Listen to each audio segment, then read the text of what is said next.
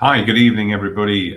Welcome to everyone in Argentina who's joined us this evening. My name is Rob Chatfield. I'm the Director for the British Council in Argentina and from Chile. So keep your comments coming in the chat section. It's great to know. I can see people from Villa Mercedes, Mendoza, from Salta, beautiful places which I've had the luck to visit. So today, it's the last day of ELT Week Argentina for 2026, and this week's been really amazing.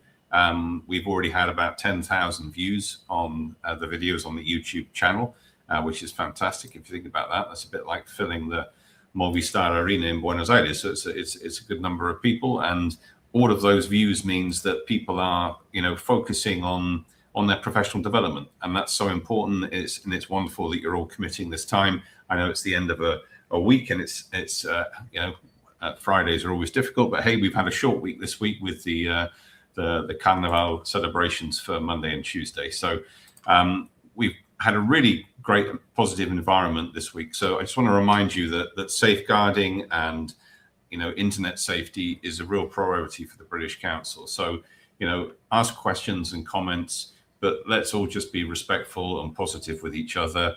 Don't share any personal information, phone numbers and emails and stuff. Let's not say anything nasty or harmful, and anything inappropriate. We'll have to obviously remove people from the session. We don't want to do that. You can report a concern through the email contact we're going to post in the chat. I'm sorry to focus on that, but it is really important. We just want everyone to enjoy the day. So if you've been participating during the week, you can get a certificate. So today, at the end of the last session, we're going to share a survey for you to register your participation. Please make sure you get your name, your surname, and your email address correctly spelled. Otherwise, you might not get it. So we're today beginning our sessions with an amazing speaker. We have Cecilia Nobre. She's a teacher trainer, a TESOL tutor with over 20 years of experience. She's taught in Brazil, in the UK, and also Turkey. She's currently a PhD student in applied linguistics at the University of Warwick, which is a great university in the UK. And she's a co-author of Using Video to Support Teacher Reflection and Development, ELT. So her session today explores how dogme teaching can offer a flexible and genuinely practical way to respond to classroom challenges by placing learner language, interaction, and local experiences at the center of the classroom. So a big welcome to Cecilia. Best of luck with your session today, and I'll see you all at the end. Thank you.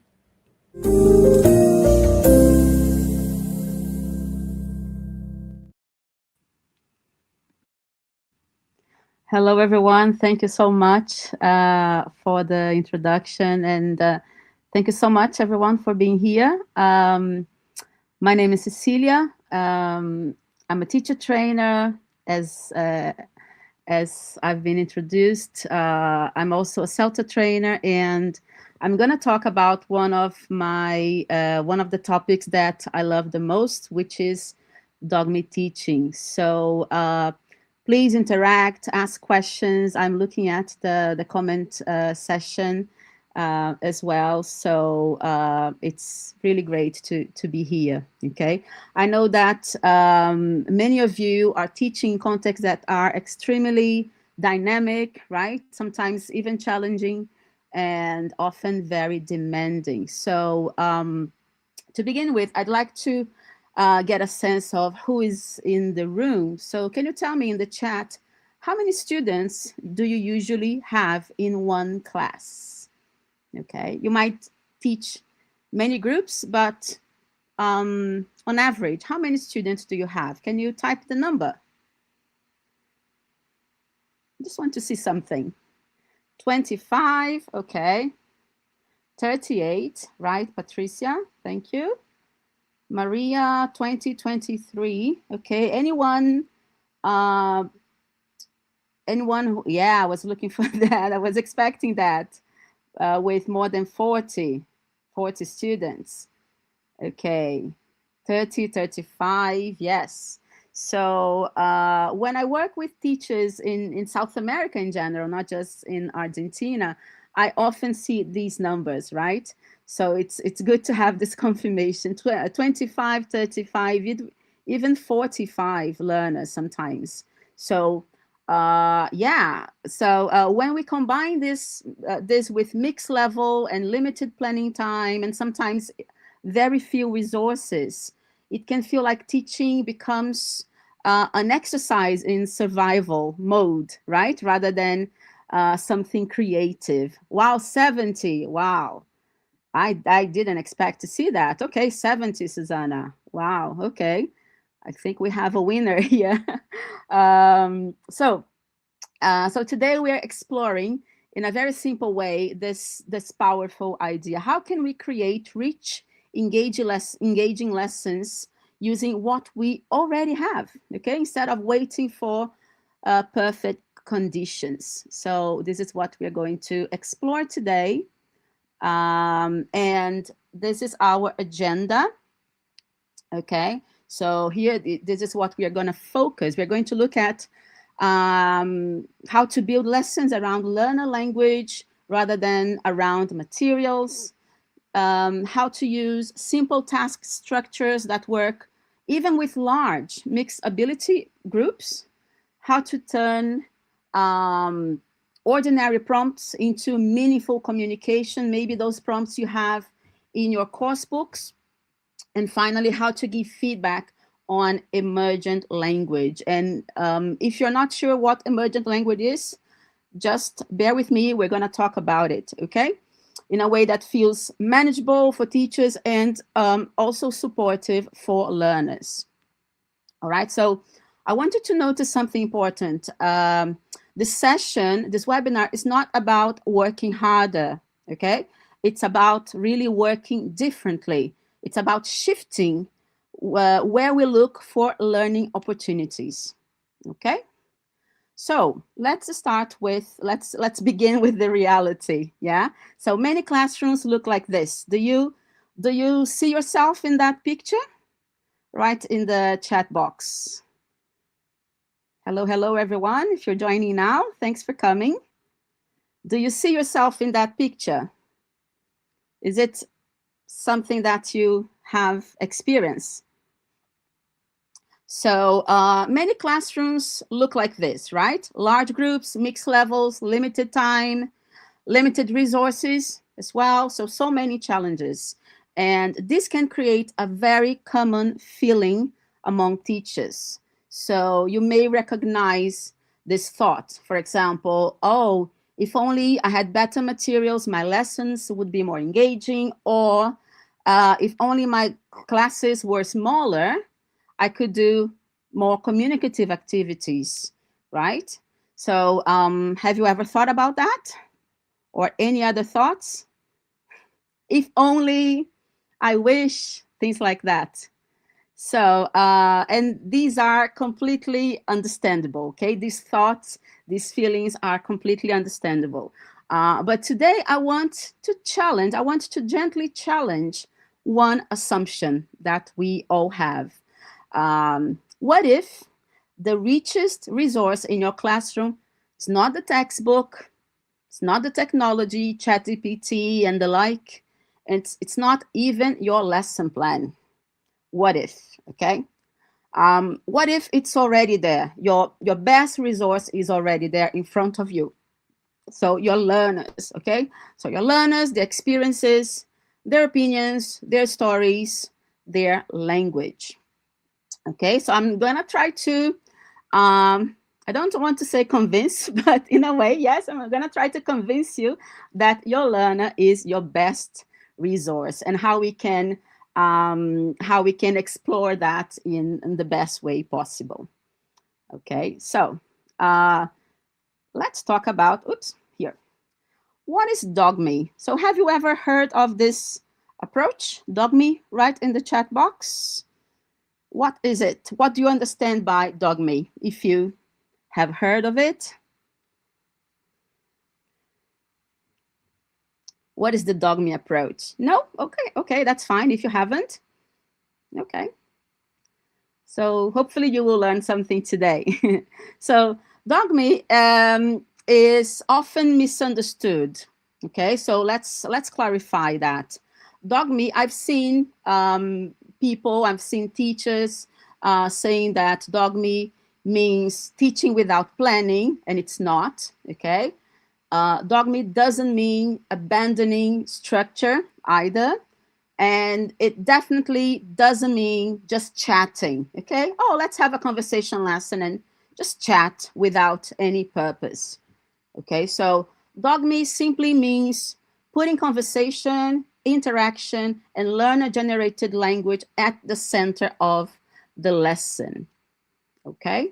So what does that mean? Instead of planning every single language item in advance, we create conditions for communication to happen, okay? For communication to happen, rather than pre-planning, trying to predict everything that's going to happen in the classroom.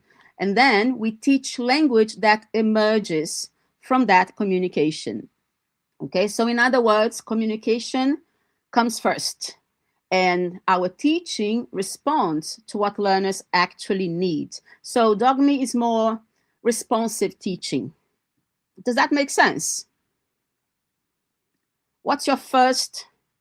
It's the first time. Okay, great, great. What's your first impression of based on what I've just told you? Is it something interesting? Is it something you would like to explore maybe? Or do you prefer something more fixed? First time hearing of that, sorry. Okay, so, and how does that, how does that happen? Excuse me. But first I'm going to, I want to ask you if you think you're ready to teach without a script, okay? How do you feel about that? Do you feel confident to teach without a script?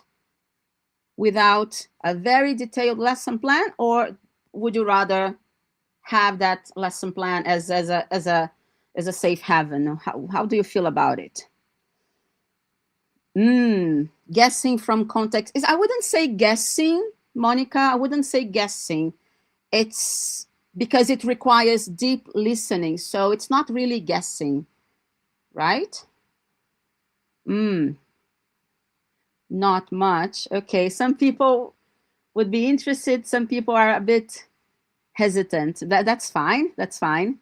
So, so when we teach this way, our role shifts quite a bit, actually. Okay, so we are no longer following a fixed script, a fixed lesson plan. Instead, we are doing something much more dynamic. So we listen deeply. We notice language carefully. We try to adapt quickly in the moment. That is very important, okay? With things that happen in the moment. Excuse me. We ask genuine questions, not questions that we already know the answer, okay? But really genuine questions. And I would say, most importantly, we prioritize. I think that's the most important element in the dogme approach. Why? Because in any communicative lesson, learners produce far more language than we can possibly address, right? Imagine those 40 learners talking to each other in groups, in pairs. It's impossible, okay? We're just human beings. It's impossible to address every single language bit that they produce. So we need to prioritize, yeah? Otherwise, it's just too overwhelming. So the skill is not correcting everything. The skill is deciding what is worth focusing on, okay? So this is the most important thing in the dogme approach. And we also, within the dogme approach, we also have to think about emergent language. So what is emergent language? Emergent language is simply the language that appears during real communication. It's not predicting what our learners are going to say or pre-teaching vocabulary, but it's really addressing language at the point of need, okay? So it may be the language that learners need, but they don't yet have, right? Let's say they want to say something. They're saying they're saying things in Spanish. They're mixing Spanish and English maybe. So that could be emergent language. They're trying to say something, but they don't have that language repertoire just yet. Or it may be language that they try to produce, but they cannot produce accurately. So they make mistakes with verb tenses or with vocabulary, or maybe pronunciation, right? Or emergent language can be even language that they use successfully, which can be expanded and built on, right? There's nothing wrong with what they said, but you know that there's potential there. They can produce something more precise or more sophisticated. That language can be reformulated. Okay, so that's also emergent language. And when can these, bits of language, emergent language, appear? They may appear when learners tell a personal story, when they disagree with each other, when they explain a problem, or when they're just trying to express an opinion, okay? But these are very powerful learning moments because the language is immediately meaningful. Immediately meaningful. And I just designed something that I usually use in my own lessons when I don't teach that much nowadays. I train teachers more often. I'm a CELTA trainer, so I observe lessons. But when I do teach, I use the dogme approach because for me, this is the most meaningful approach that learners can use. And if I want to try out, this is the simplest lesson structure that you can try, okay? With just 4 elements. It's not a lesson plan. It's just a very simple, let's say, framework. Okay. So, yeah, so when we work this way, the flow of the lesson changes. Yeah, the flow of the lesson changes. So instead of teaching the language first, then practice later, which is something that happens in most lessons, we often start with communication. Yeah, and then the language emerges naturally from that communication, language that your learners produce. And then this is number 2, the task, right? And then number 3, feedback on meaning. And then we teach in response to what learners actually produce. You give feedback on what they produced, not feedback on what we have planned. And we don't even know if that's going to come up in the lesson. Okay? And then, so this creates a very natural, in my opinion, a very natural and logical learning process. Okay, and then language work is the start of the other cycle. So we work on the language. We can ask them to do the task again, or we can prepare another task where they have to use something similar. So this is a very simple lesson structure.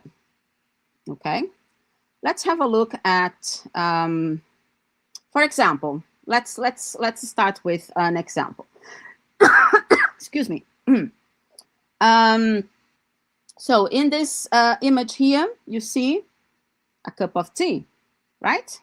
So this is a very simple question that we could use in a warm-up question. What does offering tea mean in your culture? Okay.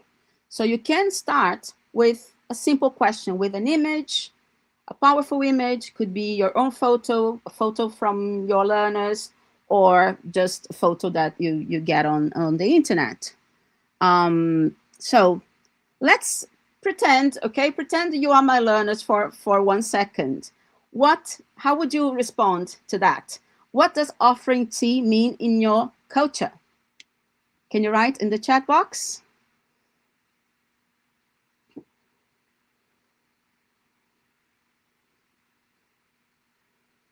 Does it mean anything? Maybe it's mate. So let's swap the tea for mate. Yeah? What does offering mate or tea mean in your culture? Oh, interesting. Offering space to talk, meeting, friendship. Nice. Care, politeness. Interesting. Kindness. Yeah.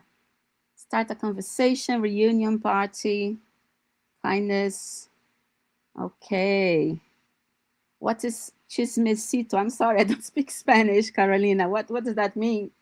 Religion. Oh, right. Okay, friendship. See, very different answers, right? I mean, some of them were similar, but overall, you responded in a different way. So, yeah, is it hospitality? Some of you said politeness. Is it expected when guests visit, maybe? Or does it mean something completely different? So you see that, so look at how much language already appears from just one question. Yeah, how much language and how much,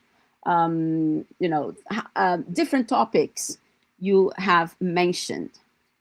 Hospitality, tradition, yeah. Gossiping, I like that. Wow, I didn't expect that just, offering tea would mean so much. You see, that's amazing. That's amazing. So, yeah, so with just this question, for example, learners can compare cultures, they can tell the stories, they can express opinions, they can disagree respectfully, right? So all without any materials, just with a picture, or you can just ask without even showing any picture. Okay, so it only took one meaningful prompt, you see. Okay, so let's have a look at another example. Yeah, now a text. So let's look at how we can transform a text. So often we ask comprehension questions that really test memory, not communication. Okay, so if you have a look at this text, yeah. So I would often see the type of questions like the first one. From what speed is the limit changing? Yeah, can you all answer? Very easy to spot, right? Very easy to spot. So that question really checks reading, checks memory. It does not, you see that this first question here does not create interaction. Yeah? But the second question, which is a more personal question, would this work in your city, reducing the limit from 40 kilometers per hour to 30, for example? Yeah. So you see that if we just switch the angle of that question, now it does create interaction, because now learners will evaluate, will compare, will explain, will express their opinions, right? So suddenly this text becomes a springboard for real communication, not for, for testing their memories, right? With the same text. So you can change, we can turn a very boring text, in my opinion, okay, it's boring. And this was intentional, okay, I wanted to create a boring text. But even with a boring text, which you might see in your course books, we can ask some meaningful questions, okay? That's the point I want to make. So tell me, everyone, we need to have talent. I wouldn't say talent, Marina. I would say it's testing, testing the waters. I don't think we need talent. It's more like trying and testing.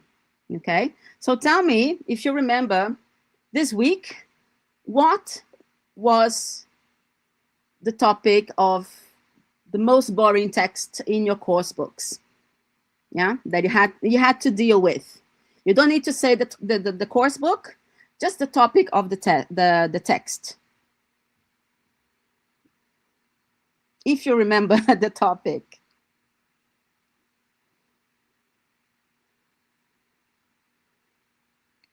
So was it speeding limit, like this one? So share in the comments. All right. In the meantime, I want to talk about some tasks that consistently generate rich interaction. Well, normally, okay? That would normally generate. Classes haven't started yet. Oh, yes, of course. Yes. It's like Brazil. Sorry, I'm based in the UK. Things have started in the beginning of the, last year. Sorry. Yes. So if you remember any text that you had to address from last year, from the past academic year, just share in the chat box. We are on holidays. Yes. Yes. Oh, lucky you. Lucky you. Yes. Yeah. I'm not on holiday. But anyway, right. So these are tasks, okay, that usually generate real language. Storytelling, ranking tasks. So I'll give an example. Problem-solving activities, role plays, and information gap. Okay, so these tasks usually create genuine need. So they create a need to communicate. Okay, need for interaction. And I think most importantly, they work extremely well with large groups. So with large groups, you can have smaller groups, let's say 40, yeah? 40. You can divide into smaller groups and they can have their own little tasks, okay? I'll give some examples here. Okay. Right. So I would like you to, maybe if you can, take a screenshot or take a picture of this slide. Okay? If you can.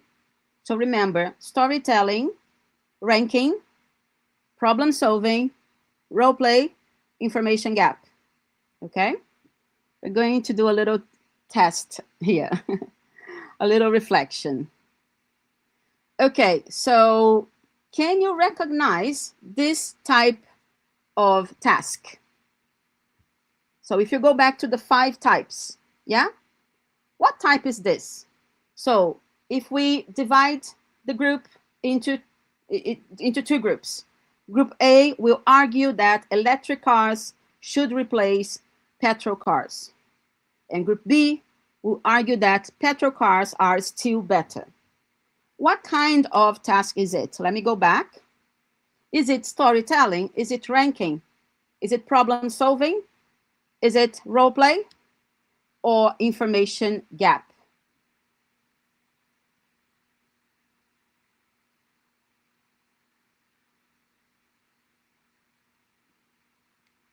Let me see. I think I forgot to, yes, I think I forgot to mention one that is not there. Let's see if you can, no, it's not ranking. No, sorry. I actually forgot to mention there's one type of task. Yes, very good. Franco, yes, Franco. Yes, kind of role play, yeah. But it's more like a debate. Yes, it's a debate, everyone. I forgot to mention, yes. Yeah, a debate for and against. It's a meaningful debate, right? It's not a nasty debate. So yeah, so Group A, and these you can do with virtually anything. Yeah, virtually anything. Should parents, should schools ban mobile phones, or should they not? Okay, so one group argue for and the other group argue, against. So and then they have to present their opinions, present their arguments.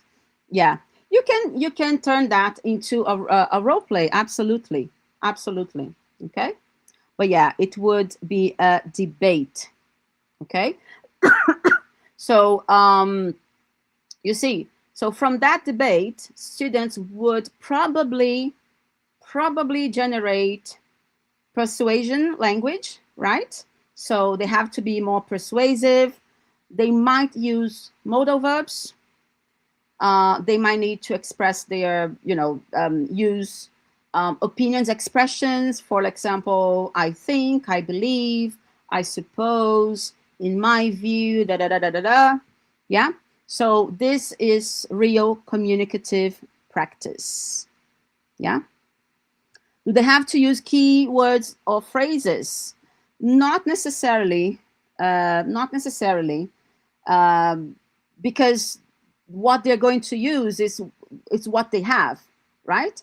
What they have. Of course, you can help, but with the dogme approach, we try to address the language that students produce. If they don't produce that language, but if they need, you may step in and you may help them. But the idea is not to pre-teach that in advance, if that makes sense. Yeah. What level do you expect your students to have to carry out? And any level, Raul, any level. It depends on the topic. For this one, for example, this would be, I would say more intermediate, but you don't have to come up with something so complex. Okay, it could be something I don't know, something if they would buy, I don't know, would you buy, it depends on their age as well, right? Would you use a bicycle to go to school? Yes or no? Something as simple as that. So it's not about the task, it's about the topic that you come up with, right? And you can also ask students. Yeah, you can also ask students. And I think the more we know our students, the more we understand what topics, what interests they have, and we can introduce them in our lessons. Okay, right. A ranking task. So, for example, so let's say they this is one of my personal favorite tasks because, excuse me, they are so simple, yet they can be so meaningful and so productive for our students. Yeah. So have a look at this example. You and your friend have one free weekend. Rank these from the most to the least important. Okay, so they're going to plan the perfect weekend. Going to a football match, hanging out at the mall, gaming tournament, going to a music festival, or staying at home and watching Netflix. Okay, so they have to rank from 1, the most important, to 5, the least important. And of course, you can add other things here, right? So I think ranking tasks are extremely powerful because learners, they need each other to complete, right? They cannot, oh, I'm going to rank mine and you're going to rank yours. They have to come up to a conclusion together, okay? They have to make a decision together. So they have to negotiate. They must agree and disagree.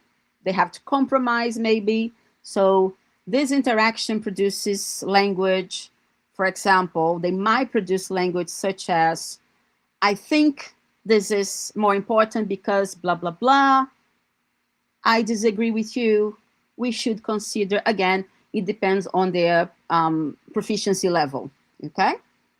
But you see, these are authentic communication patterns. How do you like, can you maybe come up with another ranking task that your students would enjoy? Is the speaking activity similar to ranking? Yeah, absolutely.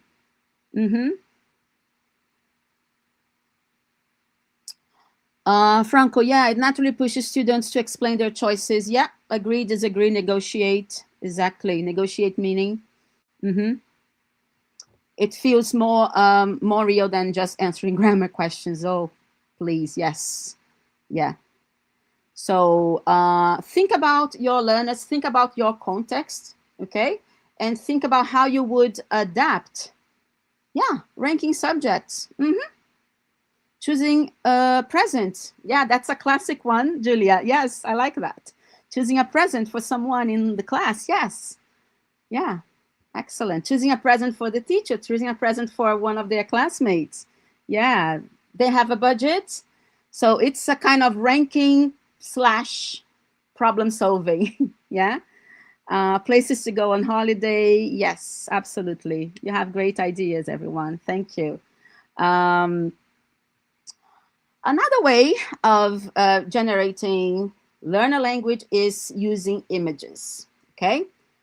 As simple as that, using images. And I think images are such powerful prompts because they encourage your students to ask genuine questions, okay?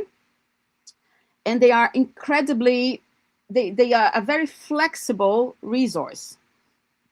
Excuse me, they require no preparation.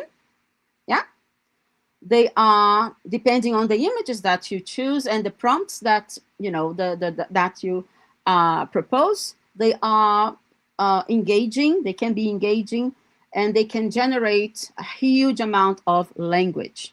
Okay, so these are my personal images. Okay, and if you were my students, I would say something like this. Okay, so guys, these are 2 photos that I took over the weekend. Okay, can you ask me anything about the photos? You're my student, you're going to ask me. Okay, so can you write the questions in the chat box? You are my students. Okay.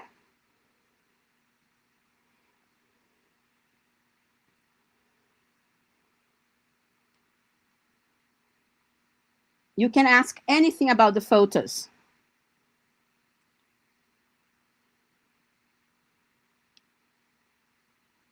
Did you enjoy the concert? Yeah, who is singing? It was not a concert. There's nobody singing. You see? That is a stand-up comedy show. Yeah, so that was a comedian. Yes. You know, I'm not a singer. It was a comedian. I forgot his name, but he's an Egyptian-American comedian. Who did you go with? To the stand-up comedy, I went alone. Me and God. Right? How much? Oh, I don't remember how much it was. It was about 40 pounds. Who did you play pool with? I played pool with my 2 friends, and all of us were both horrible. Okay, so you see, you are asking genuine questions, right? I didn't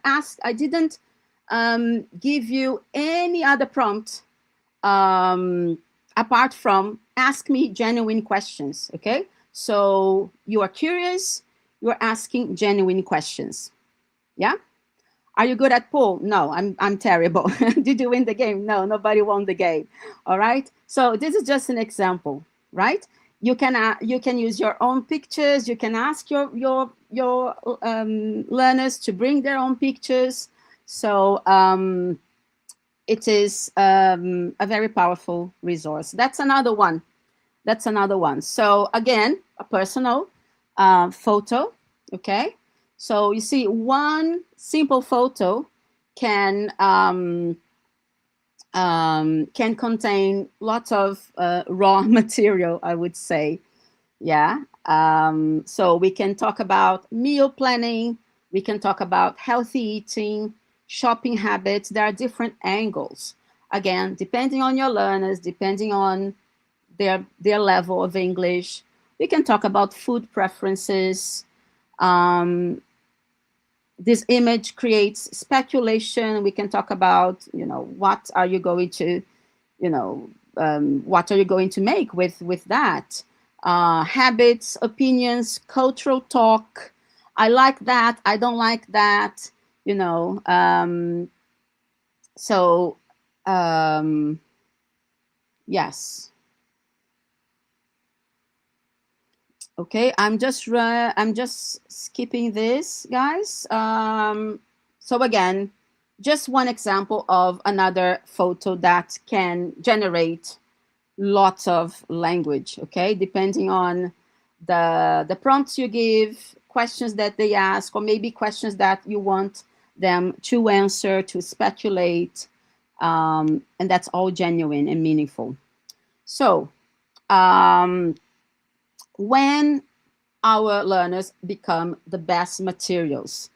So every lesson contains raw material, okay? So it could be a comment, it could be a comment from them, a reaction from them, a disagreement, okay? I think we have to welcome disagreement. Disagreement is healthy as long as, they respect their classmates' opinions.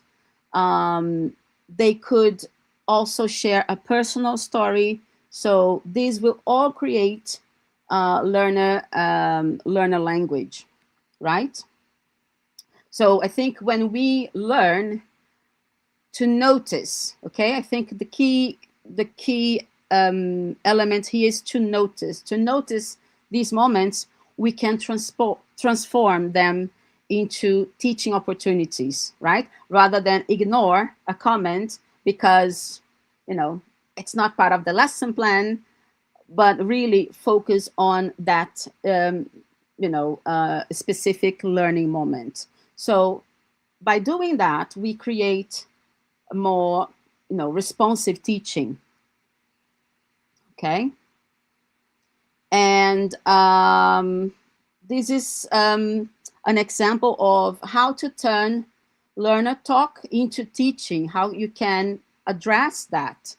Okay, so for example, group work, let's say a student says group work is chaos. Okay, okay, so there's a little mistake there. So you can ask, what do you mean? Invite others to respond so you don't, you lower your teacher talk, or you can suggest how to improve that language together with their classmates, right? So maybe there is a disagreement. Okay, student A says online classes are better. No, they are boring. So what you can do to encourage them to explain why, yeah, or, that is fine, but you can model stronger language. You can explore different views. So you are prompting them to stretch their language, okay? And through a personal story, okay? Let's say you ask them, tell your partner about a time you worked in a team. So what can you do? You have to monitor. You can select, take notes, select useful language, and use that in the feedback, okay? And this is what you can do in feedback. This is just one suggestion when working with emergent language. Okay, this is what I usually do. Student said, for example, people is stressed, right? So I usually do like what they said, a better version. You can ask them to repeat the improved version. You can ask, or you can add one useful related chunk.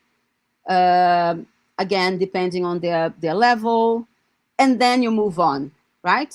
But I think the most important thing is not to ignore everything and be really selective.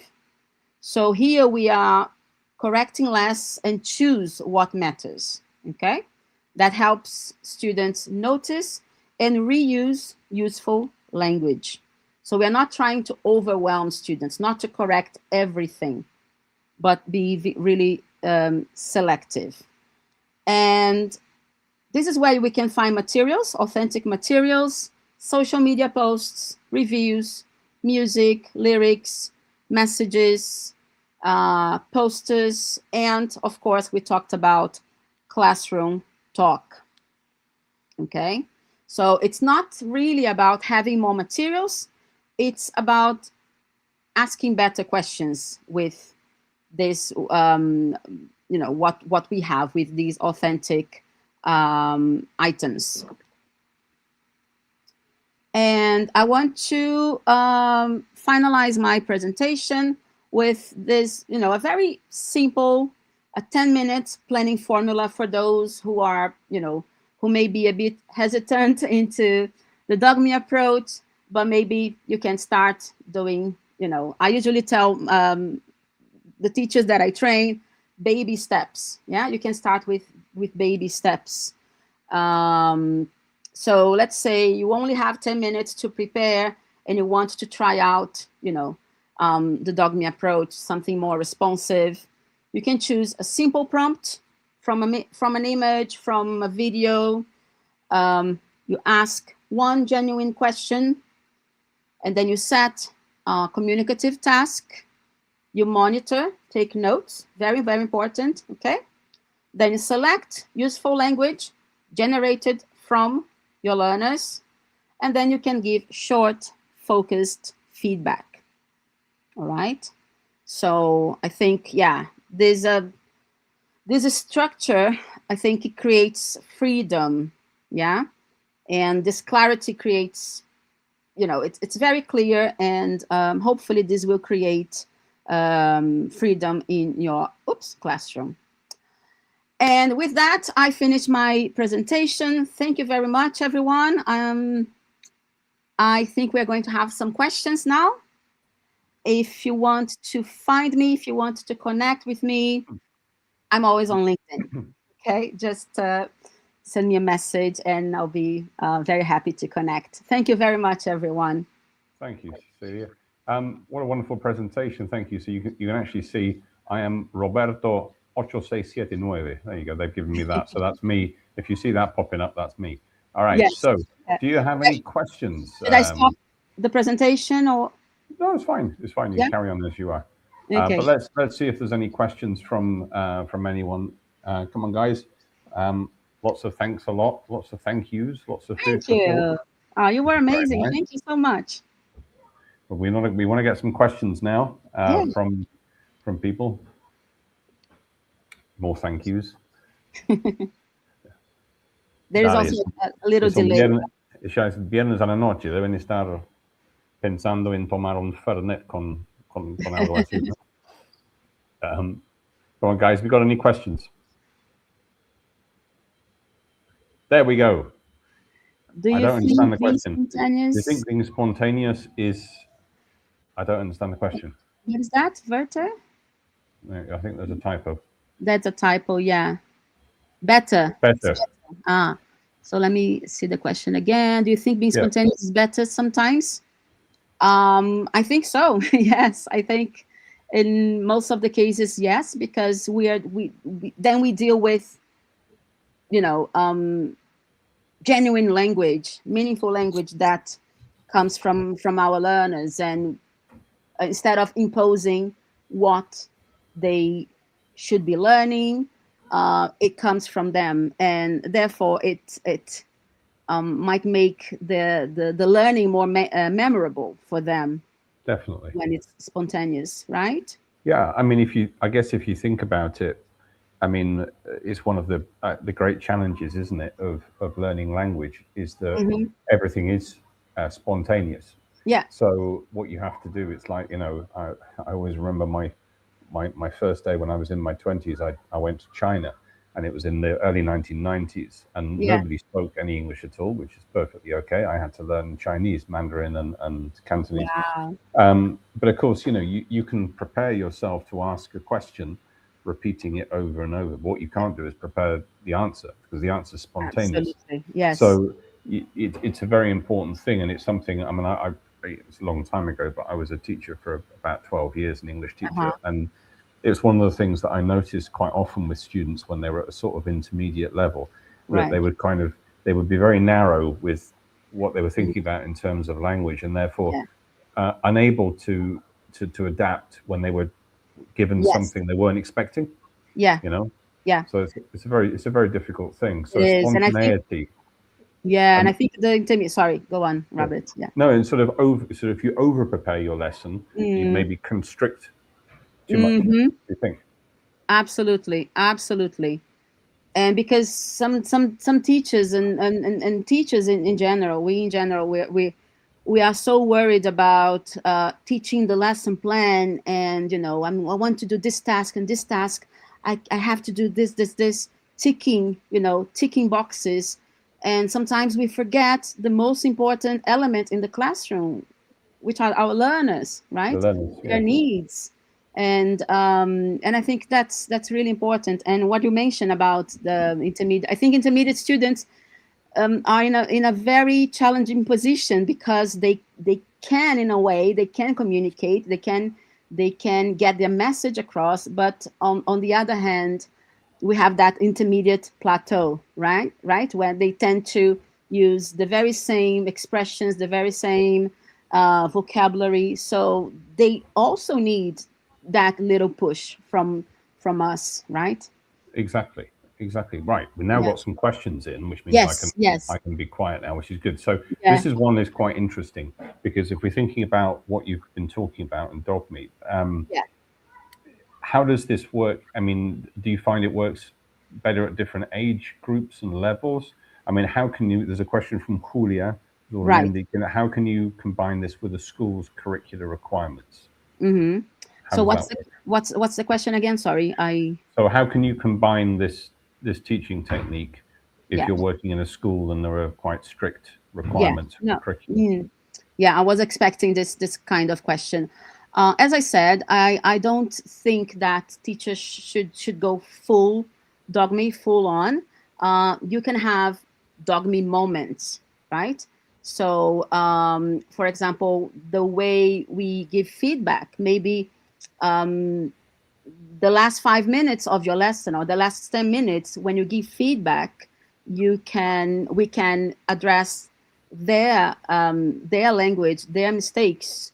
We can ask the classmates to help, instead of us giving the answers all the time. So we can dogmify some moments of our lesson, not the full lesson plan, right? But for example, I think in the beginning of the lesson, in the warm up, we can be a bit more spontaneous, and ask some more personal questions in the beginning, in the feedback session as well. So we don't have to spend, if you teach 45 minutes, 50 an hour, it doesn't mean that, I'm going to go full dogme for an hour.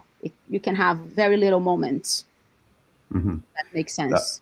That's cool, yeah. And there's a couple of questions here, which actually there's the same question, which is good, because it's how do you have any tips for A1 and A2 level learners?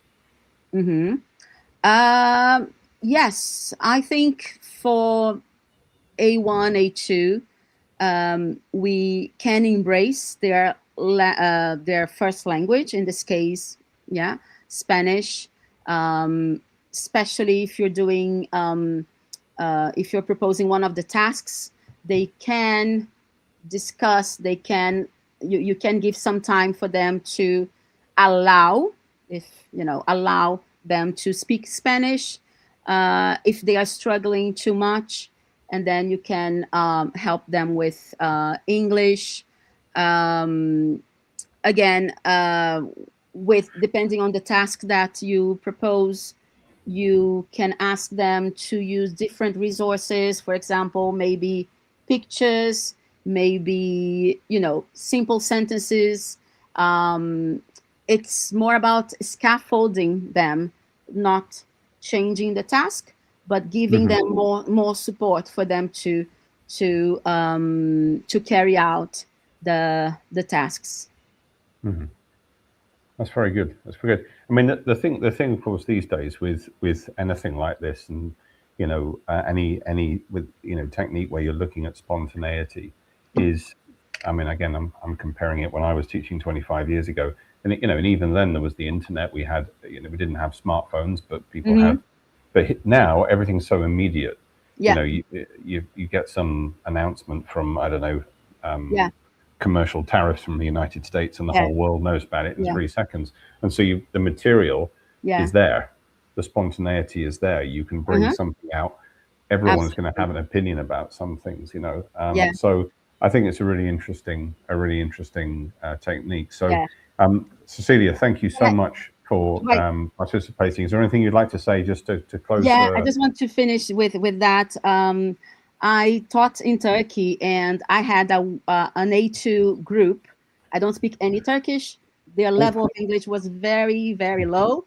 And it was one of the best groups that I had. They so that group, they support each other very much.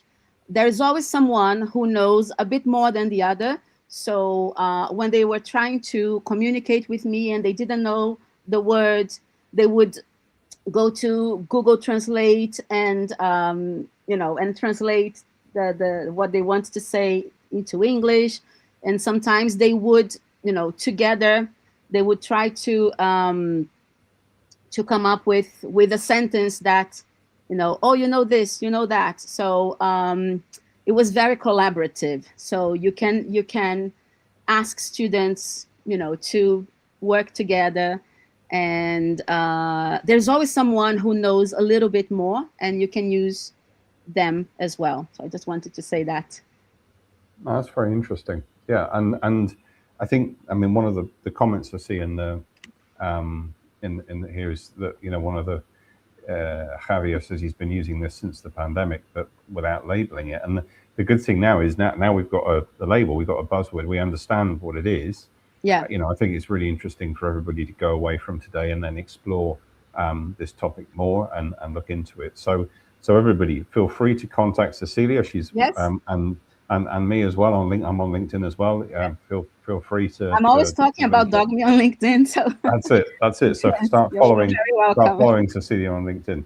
So that's wonderful. Thank you, Cecilia. Thank you so much for your presentation. Thank you so much, Robert. And what we're going to do now, everybody, it's nearly 7 o'clock. So what we're going to do now is we're going to have a short break for about 5 minutes, listen to some music. So you've got time to make a cup of tea if you're British, make a cup of coffee if you're Italian, or fill up the mate and the termo and prepare yourself a drink. Or given it's 7 o'clock in the evening, a gin and tonic. It is Friday after all. So we will see you in 5 minutes. Cecilia, thank you very much. I think everyone, if you can put your comments and thanks in the box.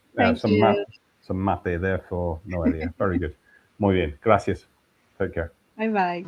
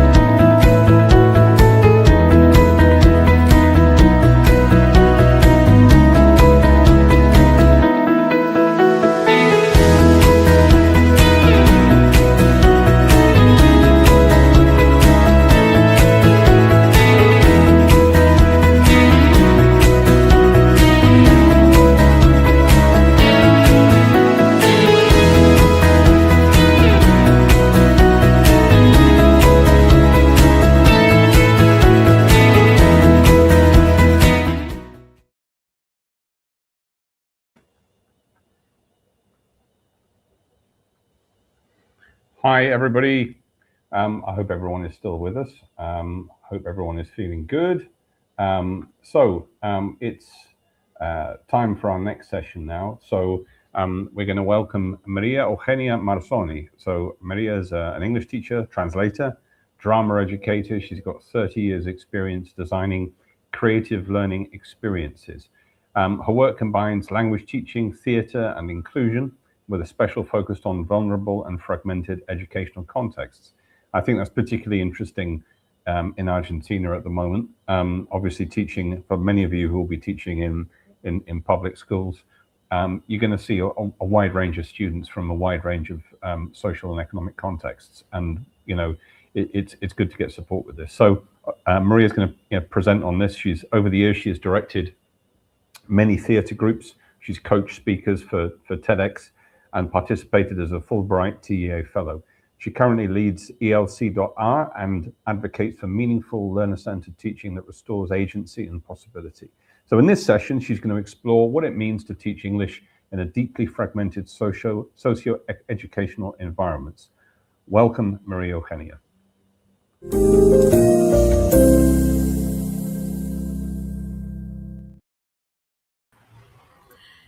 Well, good evening, everybody. Thank you very much, Robert. And well, thank you, British Council, for giving me this opportunity to share my experience here in this beautiful meeting and conference. Well, I'm going to share my presentation, which talks about strategies to engage students who belong to vulnerable contexts.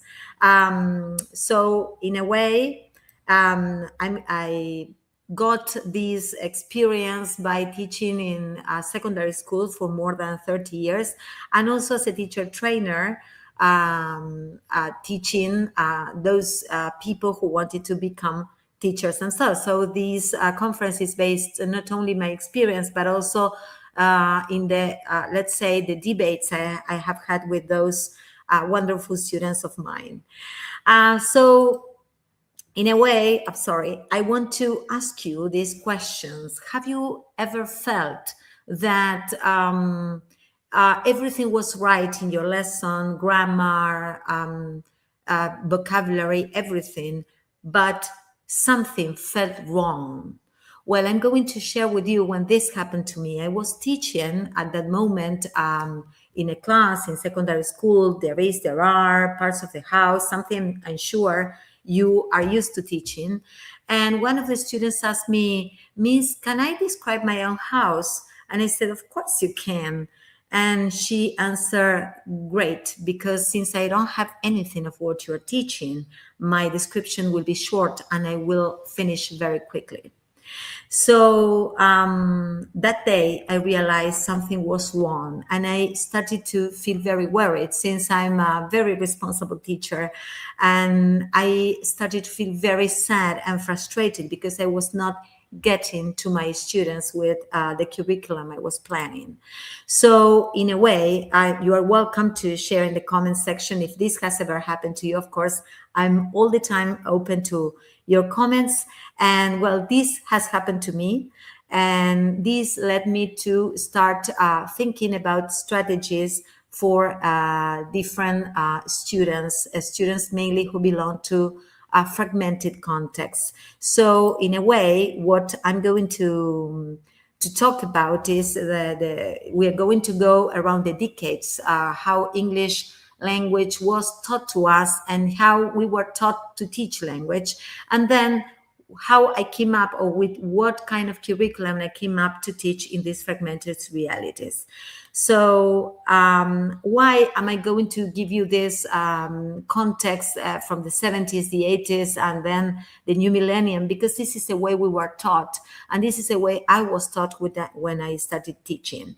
So during the 70s, we were teaching with materials who had the grammar approach. I'm sorry about that. So with the grammar approach, you could see in the material sentences like the ones you are seeing on the screen For example, isolated sentences like, this is your handbag, that is your watch, these are your glasses, those are your shoes. And in fact, we didn't know if these sentences were who they belong to, if these objects were useful for these people. We didn't know anything about it because they were just isolated sentences. For example, to teach description of people, I remember one of the lessons had a picture of a man, and it said, that man, with exclamation marks, and between brackets it said fat. So the student had to say, he is fat. So that woman, she is thin. That policeman, he is tall. That housewife, she is lazy. And this material also had repetitive exercises. For example, like the one I'm showing, where students had to convert from sentences in the present continuous to sentences using can for abilities. So not only we were teaching like one aspects of language, but also we were teaching how to judge people, like a fat man or a lazy housewife. Then, thank God, the 90s came with a communicative and cultural approach. So in the material, we started to see things like this. Like an attempt to build dialogues and communicative situations. But for example, I remember one of the lessons had a dialogue between Jay and I. We had no idea who Jay was, who I was, and we didn't have any idea of what their relationship was. Also in this material, we found the stories of upper class people having elegant parties, elegantly dressed, and sadly, watched in certain moments by poor people like a chauffeur or a cleaning lady. Also, I remember one of the lessons that really called my attention about a pop star who was very rich, had a great house, a big car, a beautiful and fast car, but he was not happy because he wanted a Rolls Royce. And on the other hand, there was a teacher who had a small house, very poor, with an uncomfortable house with a slow car, and he wasn't happy either because he wanted a bigger car. So I'm wondering what our idea of success was at that time.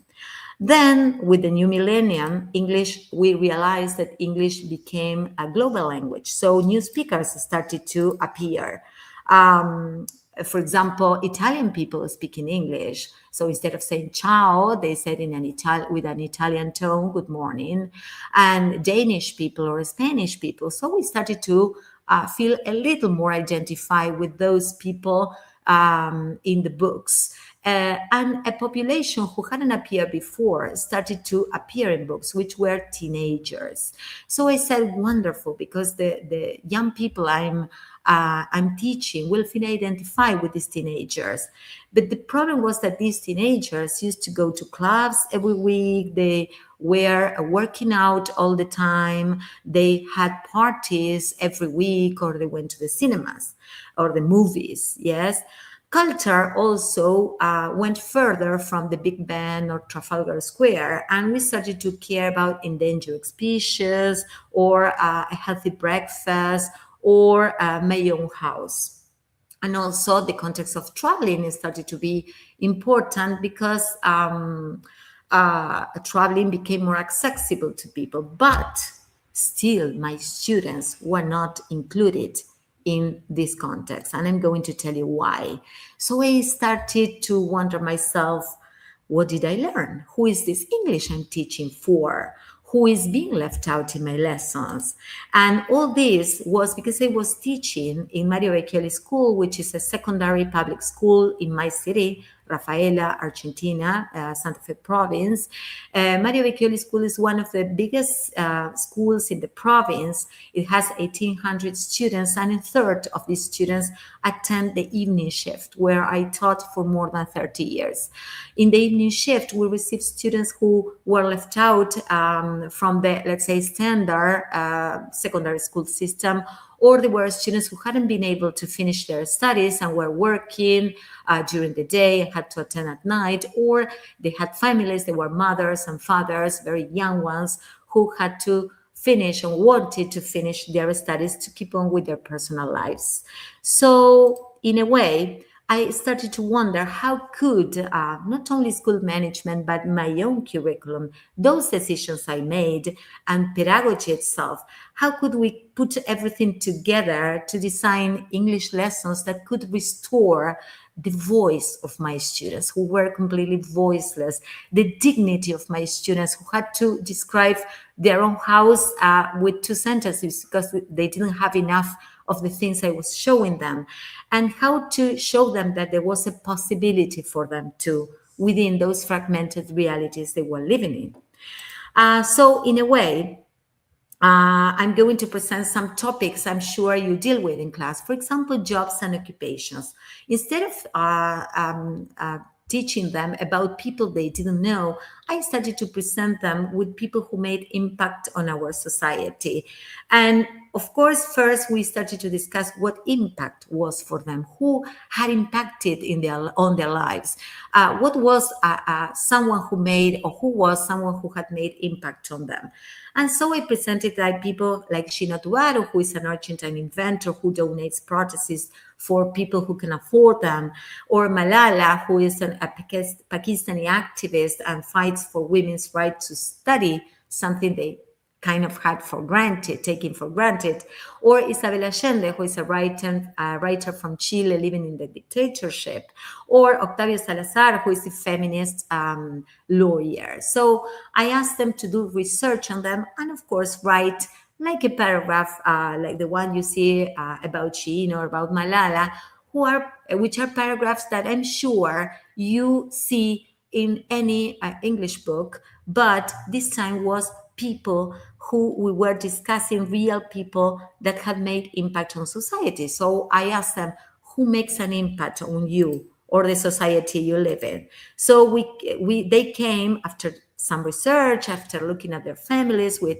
for example, Cindy Flores, who is a mechanic, and she breaks with the stereotypes of women working in a job that is, let's say, for men usually, or Lucia Segovia, who is a firefighter, also breaking stereotypes, or Nestor, who is an influencer, but in fact, Nestor talks about cleaning houses, something that men are not supposed to do, or Adam Palacios, who is a kindergarten teacher. So in this way, they did research on these people. They found themselves in their own families or in their own neighborhoods, in their own city, and they could write about these real people, and we could have a space in the class to comment about these people. In order to, let's say, about talking about description of people, other of the topics that I mentioned in the 70s, they were using judgmental language to deal with. I presented them pieces of art. Why art? We have been taught that we should focus on students' interests, and I completely agree with that. But we also can't forget the role of school, of public school and public education, which is broaden our students' horizons. So I came up with these pieces of art like La Mona Lisa, a girl with a pearl earring, or a woman with a parasol, or Madame X. They had to do research on them, and they came up with this kind of text like Leonardo da Vinci painted a woman with long brown hair and brown eyes, and she has a brown dress, for example. Very simple language and such a deep research on art, something they had never heard of, or maybe they knew just passively. And of course, this goes very fast. I wanted to feel that art was not just Leonardo da Vinci or Monet, people who lived a long time ago in other countries, but they could become artists. So we came up with Cara Lisa, this woman very similar to La Mona Lisa, and I asked them to intervene these faces and create their own pieces of art. And these are just samples of what they could do. And then, of course, they had to describe how these people were feeling, if this Cara Lisa was sad or happy, or she was wearing, or she had a mustache, or if she had an emoji, let's say face, or if she was feeling distress, or whatever. So this was shown around school. They could show their own pieces of art, and they themselves became like artists through language. Also, talking about art, I started to tell them that art was very near them. In fact, they were surrounded by art, so they were kind of surprised when they heard this.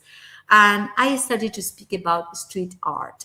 And to speak about street art, I came up with Banksy, who is a British graffiti artist, and he intervenes walls and paints on walls, not only in London, but around the world. And he has worked anonymously for a long time, and then his identity had to be revealed, which they were crazy about this story. And so I made them do research on Banksy, and of course solve, for example, this exercise, which is very simple language. What I'm trying to show is that you can do these like complicated things with simple language, like matching questions and answers about the artist, and of course they can write a paragraph and whatever you imagine you can do with them. But after that, what did I do? I showed Banksy's pictures, his pieces of art. For example, this girl with the red balloon, and I made them do descriptions of these pictures using the vocabulary they knew, like dress, pants, short hair, balloon, heart. Or for example, this one, which is called Soldier Throwing Flowers, and they had to choose the right word and then come up with a description. Or this one, which is called Shop Till You Drop. So in this way, they could get to know a well-known artist, and they could see that something was beyond. But apart from the characteristic and typical and standard activities that you do in an English class, I also started to, I went further with them, believing in their capacity to think. And I started with activities related to critical thinking. You know, the abilities related to critical thinking are many. And the ones I'm presenting at this moment are some of them. For example, I asked them to meet in pairs and to discuss which picture of the ones I showed denounced a consumerism, war, situation of children in the street. And lots of conversation came up in the class, and they were recovering their voices. Another activity I made them do is order the pictures they had seen according to their own opinion and how important they consider. So some people thought that the girl with the balloon was better than the soldier with flowers, or the other way around. And so this debate and discussion and group presentation arose a lot of interest and debate among them. Also, I made them, I went further with this, and I made them go around their neighborhoods and bring to the class different pictures of different photographs of the street art they could find, or I told them that if they didn't find, they could enter the website of Municipalidad de Rafaela, which has a program called Arte in Tapiales, and they could see all the graffiti and the street art we have in our city. And they brought pictures, brought photographs, we shared, and they discovered a new city, a city they hadn't seen before. So that was really wonderful for me, because I could see that they were looking at their environment with new eyes. It was not that boring city they live in, but it was a city full of art and full of things they could discover. Well, I'm getting out of art so as to show you that you can teach other things with simple language. Of course, we have the topics of likes and dislikes. I like, I don't like, I can do this, I can't. And so abilities, likes and dislikes, possessions. And so I asked them how many times they have been told they were not smart. And in fact, most of my students had been told they were not smart, because most of them came from the standard school system and they had been expelled from it. So I told them that there is a guy called Howard Gardner, and I asked them if they knew him. Of course, they didn't know about him. And I came with this small test, very short, brief test about him. We read, we asked questions. Well, all all the typical activities you do in an English class, like focusing on grammar, on vocabulary, on structure, on questions and answers. And then I told them that he was very well known among teachers, for example, because he had come up with the theory of multiple intelligences. So I told them that Howard Gardner thought we all were intelligent and smart and in different ways. So I came up, with this mind map where they could get to know the intelligences. I'm not going to explain the theory here, but I made them relate certain words like number, nature, words. Words that they could get to know. And while they were trying to relate those words with the intelligences, we started to guess, and then of course I explained to them, and they did some research on which the multiple intelligences are.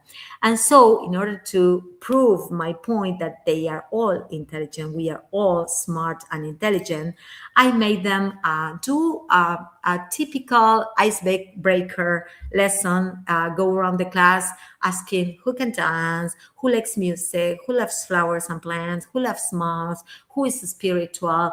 And so they could report on in the class about their classmates. For example, Bruno can draw, so he has a visual intelligence, and I can dance, so I have a body kinesthetic intelligence. I'm not that lazy as I have been used to, as I have been said in previous times. So in this way, they were discovering themselves as intelligent people. And this gave me a lot of, let's say, happiness, because they could see some hope in the class, in the English class. Well, that was pillar number one, which is to design, so some examples to show you that curriculum can be a tool to engage our students. Instead of speaking about people you don't know or rich people living very far from your context, you can speak still about these people, but people who can make an impact on your life. Pillar number two of my practice was a curriculum that fosters emotional and relational strategies. When I talk to my students who were going to be teachers, they usually said, but we are not ready for that, we haven't been prepared. And I said, yes, we are ready if we think about our lessons this way. So, for example, I came up with this example. When you give routines and related to jobs and occupations, instead of choosing a doctor, an architect, I'm not despising these people, of course, but it's like they are professions very far from their reality. I chose Jerónimo, who is a line worker. He works for an electricity company, and Jerónimo has to make his creative portfolio. Instead of talking about curriculum, I say that a creative portfolio is something more complete and more connected to your heart and to your emotions. And then we talked about Julia, who is a nurse and works evening shift and in a public hospital. And then Ricardo, who is a person who works on a community farm and helps people cultivate their own products.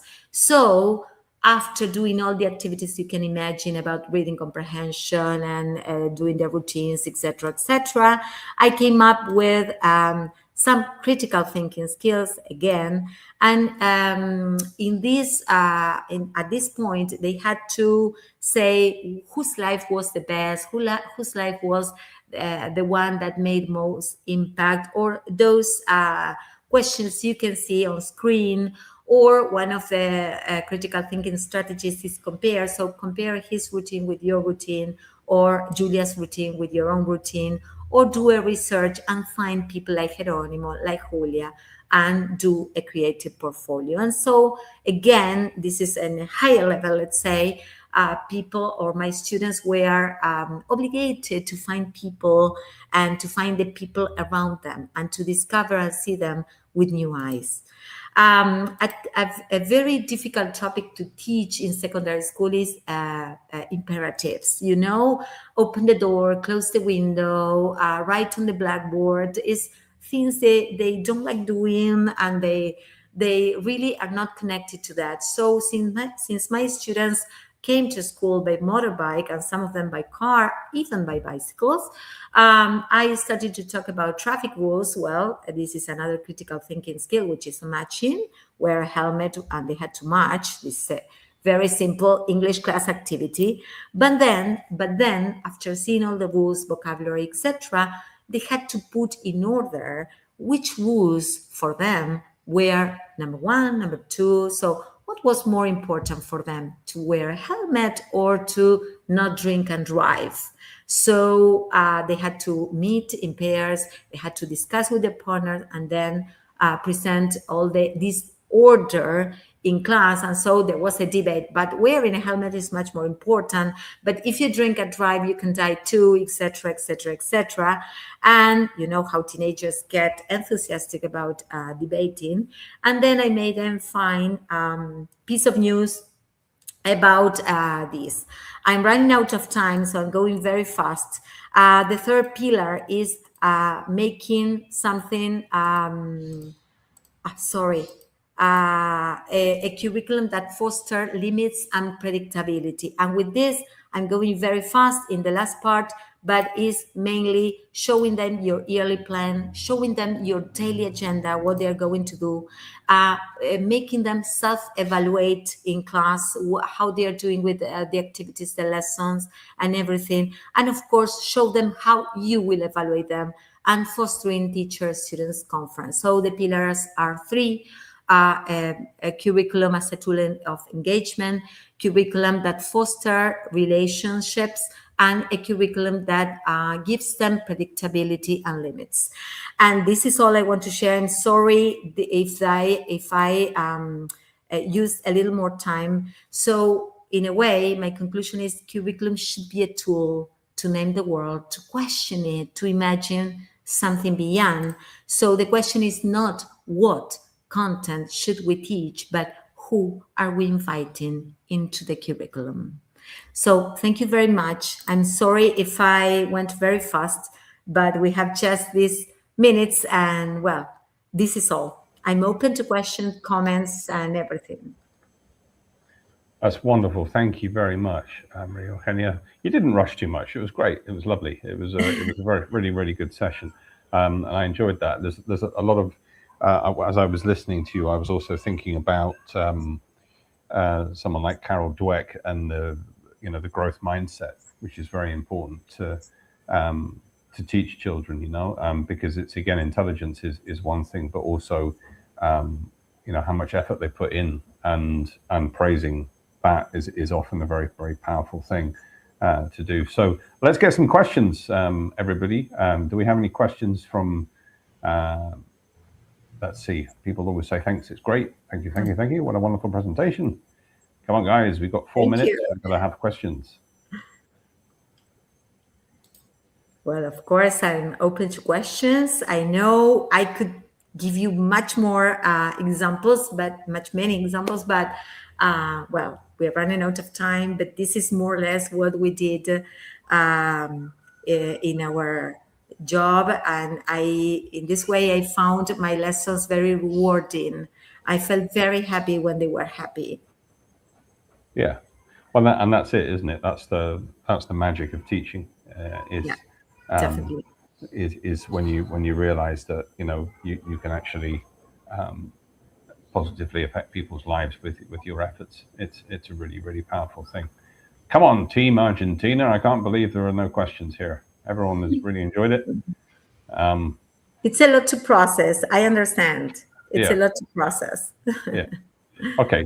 Well, in that case, what we'll do is we'll let you go, Maria Eugenia, and say thank you very much for your presentation.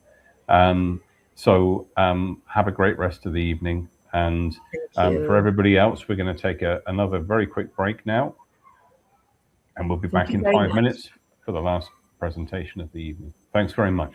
See you shortly.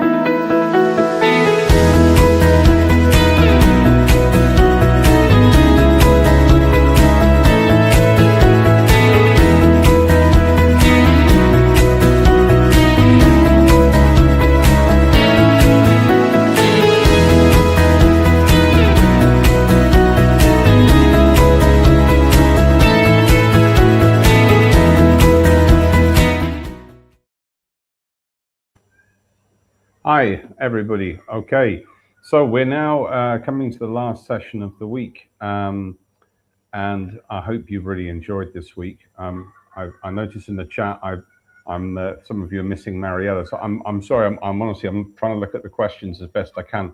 Could you do me a favor and try before the end of the session if you can, because I think there's I got like a 1 or 2 minute delay on the questions. Try and ask questions, because obviously we come to the end of the session and I ask the questions that have popped up on the screen. So let's try and do that, and we'll try and get them to answer as many questions as possible. So the last session, a master's in TESOL from Michigan State University. She's also an alumna from Fulbright. She's an educator who puts a passion and enthusiasm into teaching children and teenagers in Argentina.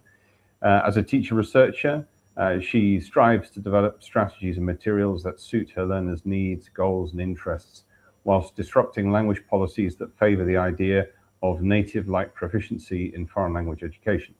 So by focusing on these objectives, Antonella aligns her work with contemporary trends and pressing issues in language education.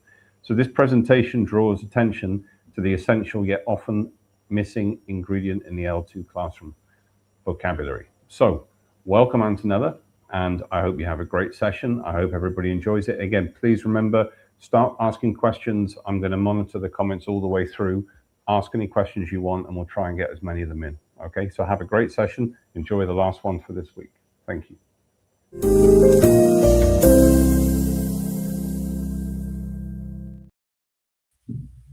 Hello, everyone. Thank you, Robert, for the warm introduction. It's a pleasure to be here today. And I know that it's been a week full of talks, full of information. So thank you so much for staying with us for the final session.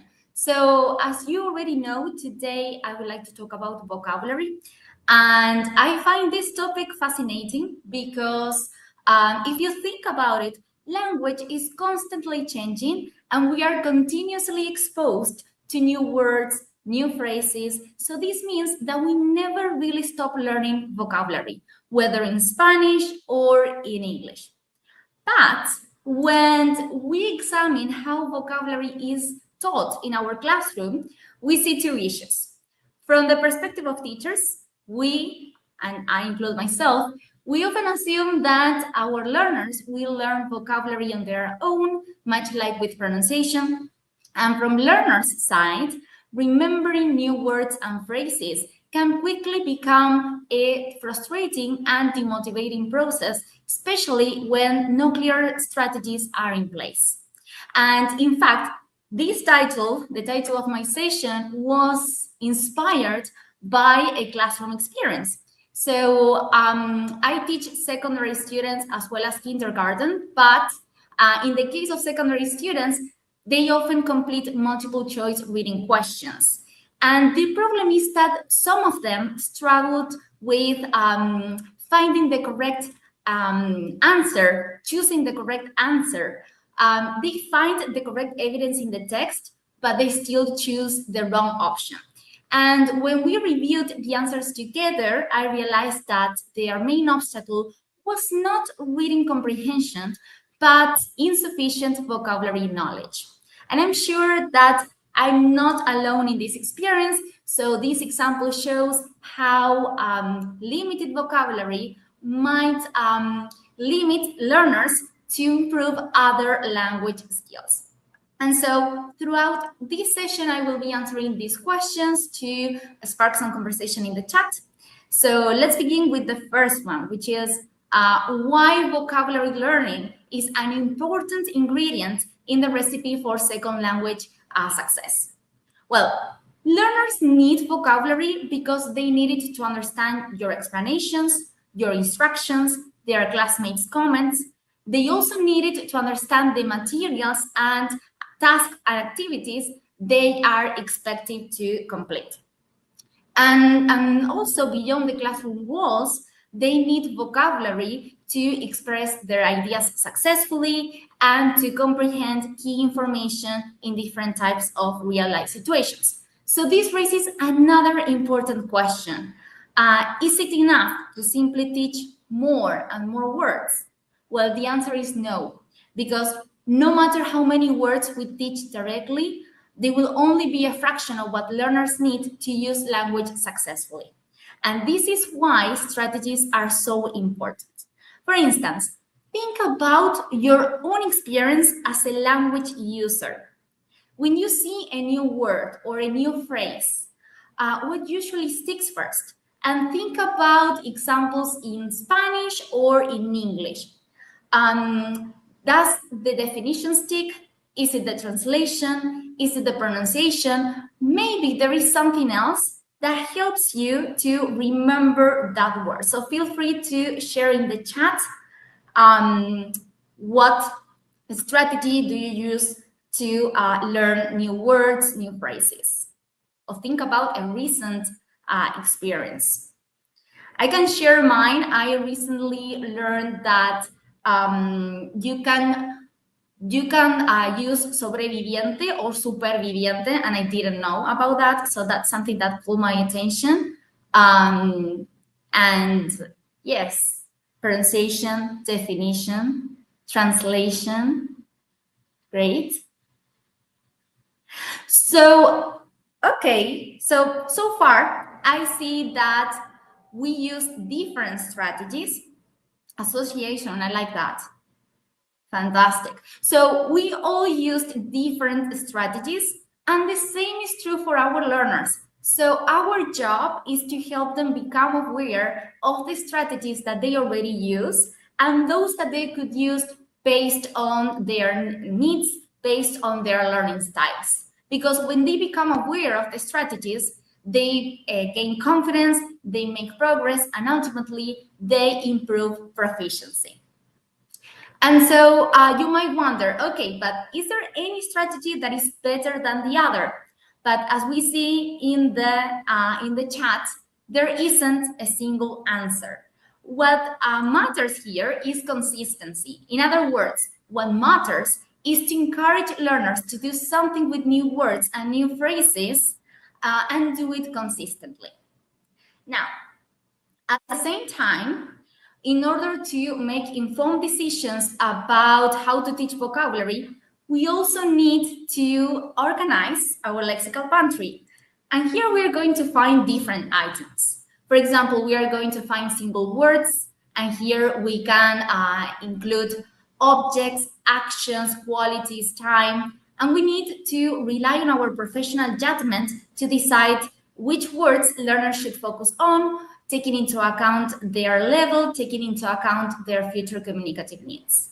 We also find multi-word units. Some of them are set phrases. That means that all the elements are fixed. Like, for example, if I say in other words, we cannot say with other words. But some are also variable phrases in which all the elements stay the same, but there might be small changes. Like, for example, suppose you are in the middle of a debate and someone says, I strongly believe that. Well, the element that can change is the personal pronoun, which is typically restricted to I or we. But in all cases, it is a good idea to teach multi-word units as single units, particularly if learners need vocabulary for a particular purpose, like when they deliver a presentation, when they write opinion essays. Another important group is phrasal verbs, and phrasal verbs are also very important, and they are extremely challenging. That's why when we teach this type of vocabulary, it is a good idea to group them thematically rather than introducing several phrasal verbs that share the same verb, that share the same preposition. For example, imagine that you are teaching vocabulary related to routine. Well, here you have a lot of examples like wake up, put on, take off, hang out, stay in. And another category, and this is my favorite, is idioms. Because with idioms, logic often has no place. When someone reveals a secret, when someone lets the cat out of the bag, there is no cat and there is no bag. But what I like about idioms is that they have cultural value, so it is very interesting to see how similar ideas are expressed in Spanish and in English. Now, before we continue, I also wonder, what evidence do you have that a learner has actually mastered a word? So how do you decide that learners have practiced a word enough to move on? Do you wait for a quiz at the end of the lesson? Maybe a quiz at the end of the week? Maybe you wait for a test? Or maybe you prepare a project? What strategy do you follow to decide, okay, it's time to continue and introduce a new list of words? I'm asking this because in the past, I used to think that if learners knew the form and the meaning, perfect, that was enough. But now that I have more experience, I realized that vocabulary knowledge is complex. And I like the comment that says when they start using it daily, that's great. Fantastic. Through reading, I can evaluate their knowledge. Fantastic. When they can use them in their productions, excellent. When they use it naturally to talk to the classmate, fantastic. So these are great answers. Next class, I can ask what we learned. Very good. Spontaneous use. Chunks are important, definitely. Great point. Yes. So as I already mentioned, vocabulary knowledge is not a black or white matter. It develops along a continuum that includes several aspects. The first one is connotation. All words have denotation and connotation. Denotation refers to the most basic meaning of the word. Connotation is the idea suggested by the word. For example, if I say skinny and slim, they both refer to similar physical traits, but they clearly differ in connotation. Because when I say skinny, I suggest the idea that someone is too thin and probably unhealthy. But when I say that someone is slim, it suggests the idea that someone is fit, that is attractive. So this reminds us that teaching vocabulary is more than just introducing definitions. The next factor is spelling and pronunciation. In the case of spelling, well, Spanish closely aligns with spelling, but English has a relatively low letters and correspondence, which makes many words difficult to pronounce and spell. Still, if it is possible, it is a good idea to pay attention or to draw learners' attention to certain spelling rules, patterns, and conventions. Like, for example, the suffix less, as in hopeless, useless, has a stable meaning and spelling, which can help learners retain vocabulary. As regards pronunciation, there are two sources of difficulty. The first one is that, of course, there are sounds in English that do not exist in Spanish, like the famous schwa, which I hate. But learners struggle because they struggle to articulate the sound. They have to use a different part of their mouth to produce it. But at the same time, there are also sounds in English that might be similar to those in Spanish, and they also cause confusion because learners struggle to perceive the difference, like b and v. They struggle to see the difference. So when you introduce these type of words, or words that contain these sounds that are tricky, provide opportunities for guided practice. Something as simple as asking learners to repeat the word several times using different tones. Another factor is part of speech. We know that words can function as nouns, as verbs, adjectives, and others.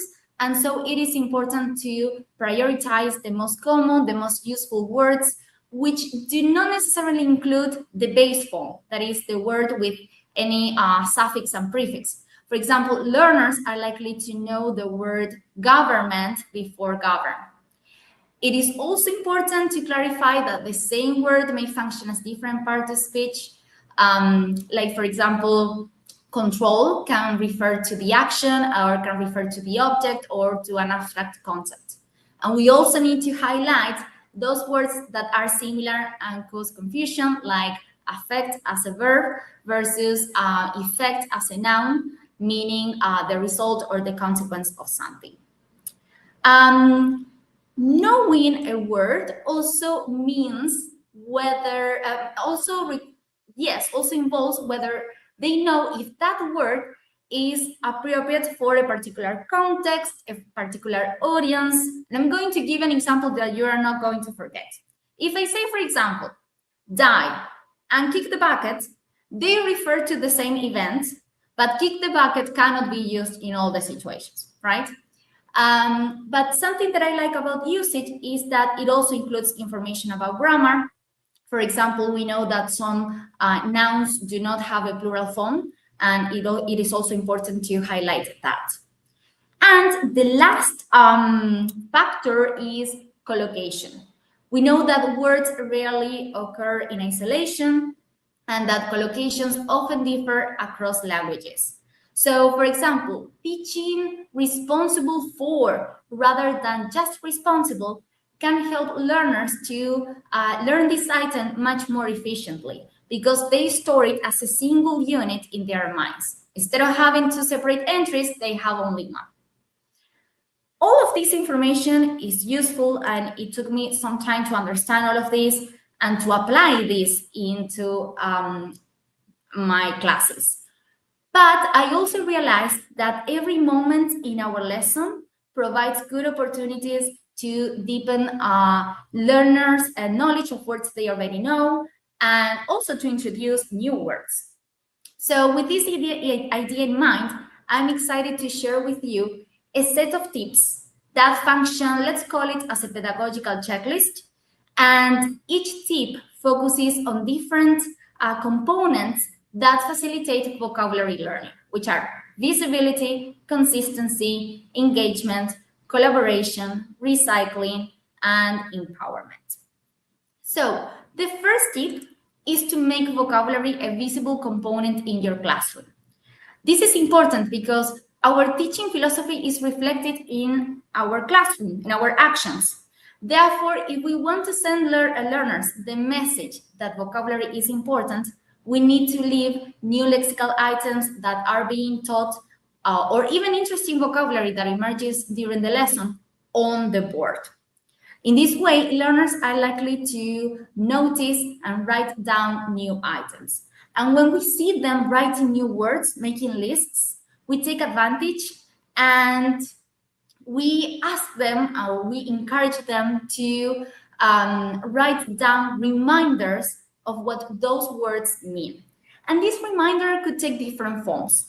It could be a synonym, a definition, translation, a drawing, an original sentence, and why not less obvious or familiar links.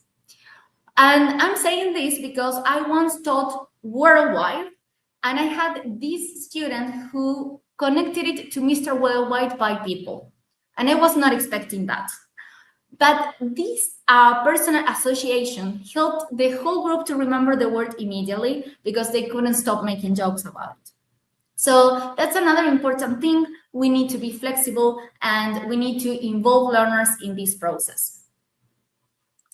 Another tip is to create a consistent routine for vocabulary teaching.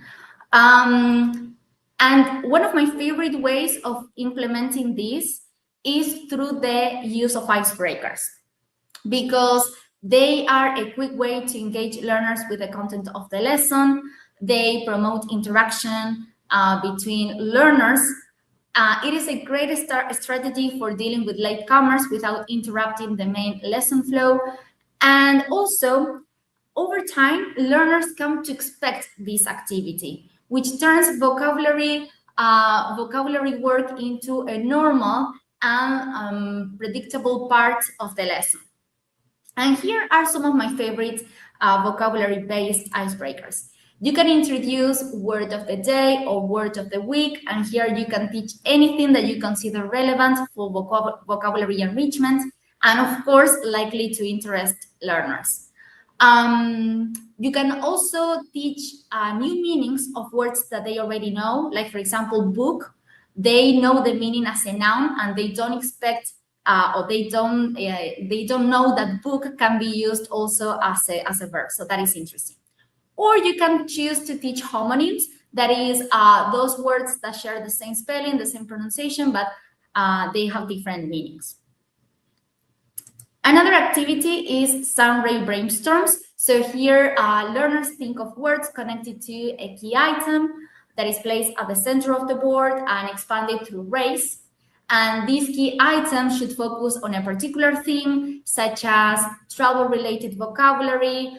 It could be adjectives to describe personalities, members of the same word family, or instead of having a written word, you can post a picture on the board and encourage learners to think of words that they don't know how to say in English, but they want to know or they are curious about. Another activity is dictionary race. And here learners are given limited time to look up a word in a dictionary, which could be digital or physical, and they find something about the word that they didn't know before, like collocations, expressions containing the target item, synonyms.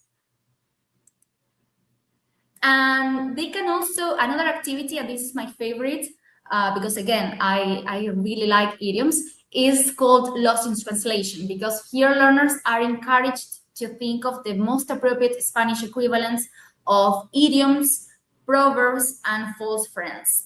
What I like about this, particularly with idioms and proverbs, is that you can elicit more information about learners' personal lives, so they can share experiences connected to those idioms and those proverbs. And the last one is called pronunciation bits. And here, learners think of words that contain a particular set of letters. And once you have a long list of words, you introduce the sound it represents. And this is good because it raises phonological awareness, but in a way that does not overwhelm learners, which is very important. Another tip is to deliver engaging and memorable explanations. For example, well, I use definitions and contextualized sentences all the time. They are great strategies, but I also like to consider other things, like, for example, the use of translation. Don't be afraid of using Spanish in your classes, because when learners can connect or link the meaning of the new word in English to a familiar concept or to a similar word associated with another similar word in Spanish, they are much, they can retain this new meaning much more efficiently. So don't be afraid of using Spanish. You are not spoiling their learning process.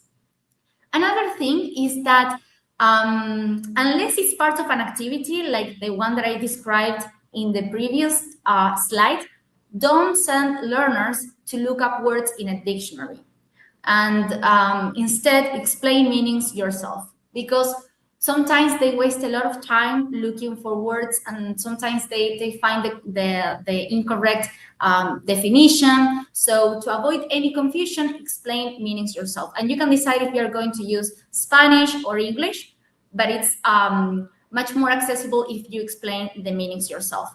And this becomes especially important if learners are completing a reading or a listening activity. And another thing that I like to consider is to anticipate common mistakes typically associated with a word, instead of waiting for learners to make the mistake and correct them. For example, if we know that they are likely to say advices instead of advice, well, anticipate that mistake.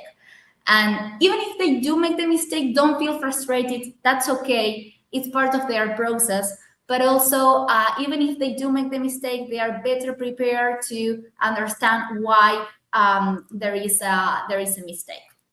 At the same time, it is important to support these verbal explanations with visual support, which is something that I apply all the time in kindergarten. But for some reason, I tend to forget about this when I teach older or more advanced learners. But the truth is that everyone benefits from this. So bring pictures, bring objects, or even short videos, as they tend to make more impact. And if you want, you can also exaggerate your gestures, your facial expressions, physical movements to act out word meanings. Like, for example, if you're going to teach afraid, well, you can pretend that you see, I don't know, a spider and act super scared so that you introduce the meaning of afraid.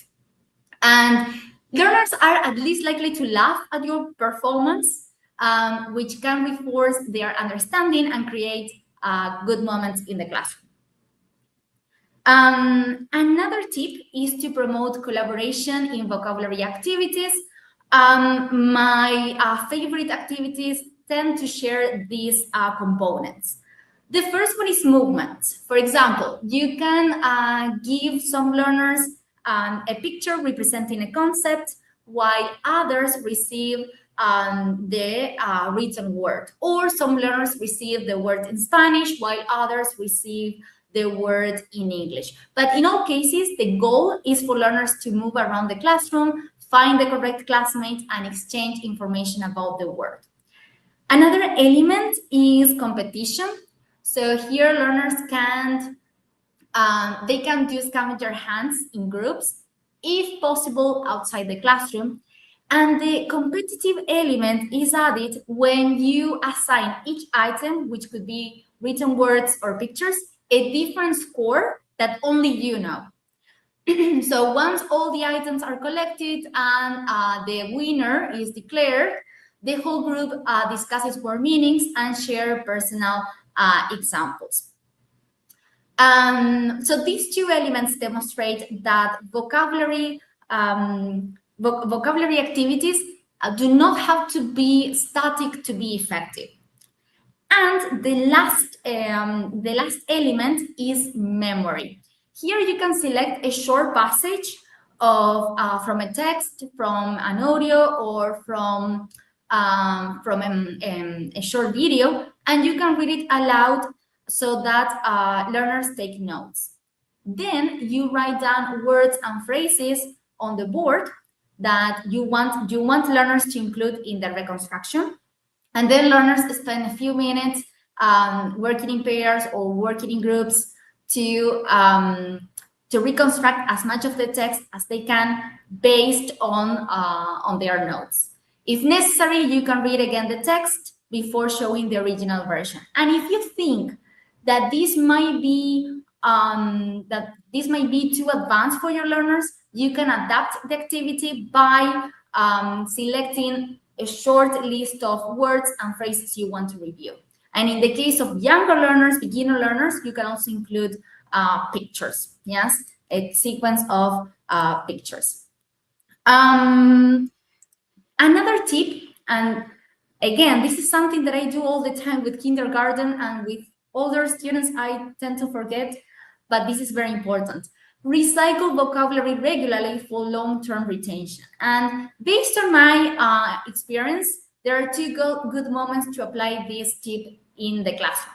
The first one is during spoken and written assignments, where we set a minimum number of words and phrases that must be used in their production. So for speaking, for example, if they have studied vocabulary for a particular material, they can use it in a different spoken genre, such as podcasts, campaign speeches that nowadays are very popular, role plays, or picture-based storytelling.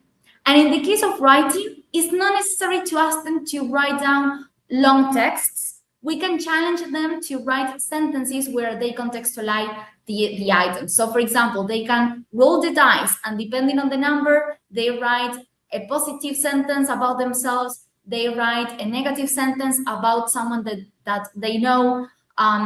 They can write a question to ask to another classmate, or they can even write short dialogues. Another good moment is during assessment. So we know that nowadays tests include a section testing items from previous units, but I also like to include a separate activity testing items from previous units and previous topics, because this is a good way to encourage learners to make an effort to review vocabulary instead of waiting for the midterm or the final exam. And when I do this, I keep the format very simple. I use multiple choice activities or gap fill activities. And when I grade the activity, the score does not dramatically affect the overall test grade. So the purpose is to recycle. And something that I didn't mention that is very important when I was talking about speaking and writing is that here we are not teaching speaking or writing. We are using written and spoken productions in a way that allows learners to consolidate new vocabulary through use. And the last item, which is very important, is to empower learners to select relevant vocabulary. This is important because we always have some students that know more vocabulary than others. And we also have certain students that want to learn certain items, or that are interested in learning certain items that others are not. So here we can challenge them to read books or materials on topics that they find interesting. We can ask them to prepare short presentations on topics that require them to look for new words, new phrases. We can suggest watching series, movies, and short videos with English subtitles so that vocabulary is picked up naturally through context. And of course, learners always benefit from online tools like, free daily word games that tests many of the aspects that I described in the previous slides. So at this point, I hope that I offer some food for thought and perhaps encourage you to approach vocabulary with a different perspective. I'm confident that you will adapt these ideas and create even more effective classroom activities.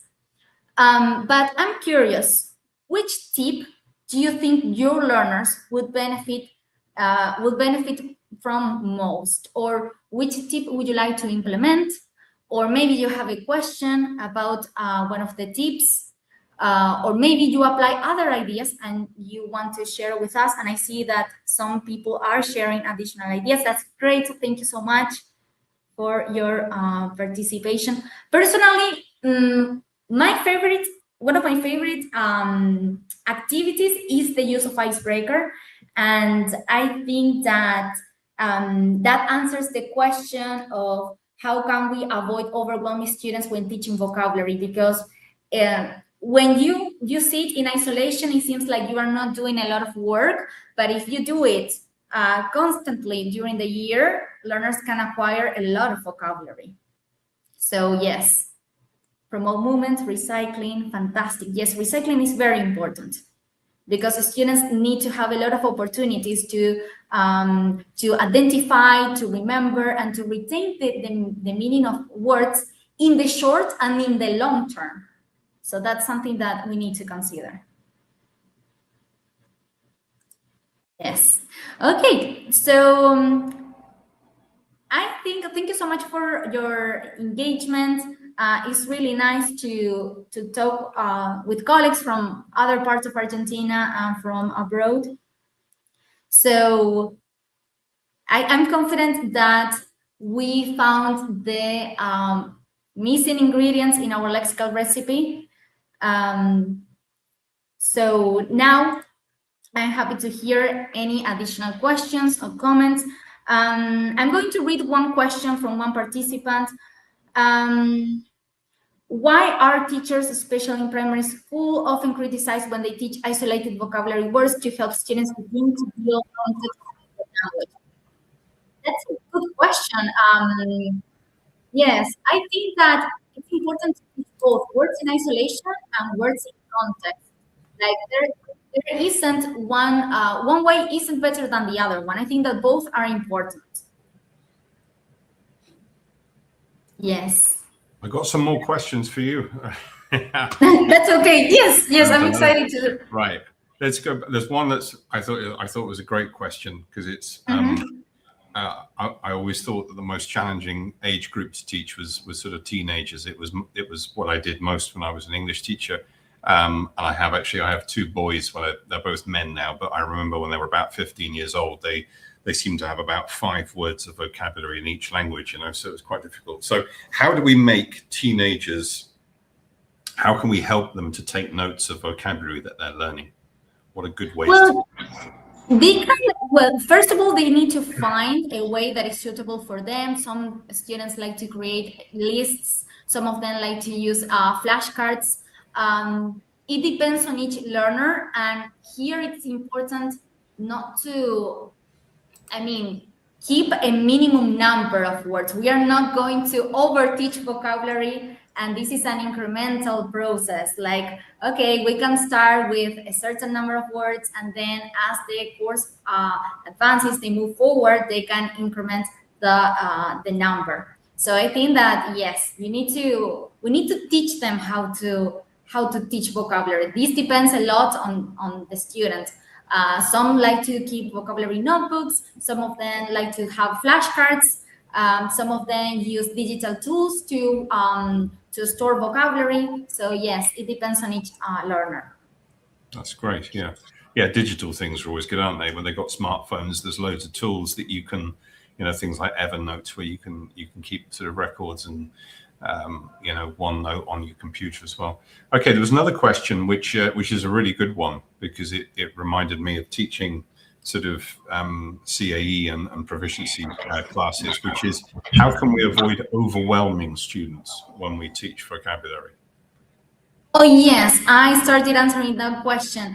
I'm still reflecting on this aspect, but I think that one of the ways that have changed the way I teach vocabulary is the use of icebreakers. I think that is a great strategy because they also, it activates prior knowledge in some cases. They are encouraged also to talk about their own experiences as well. So icebreakers has been very useful for me because also the idea is to spark curiosity,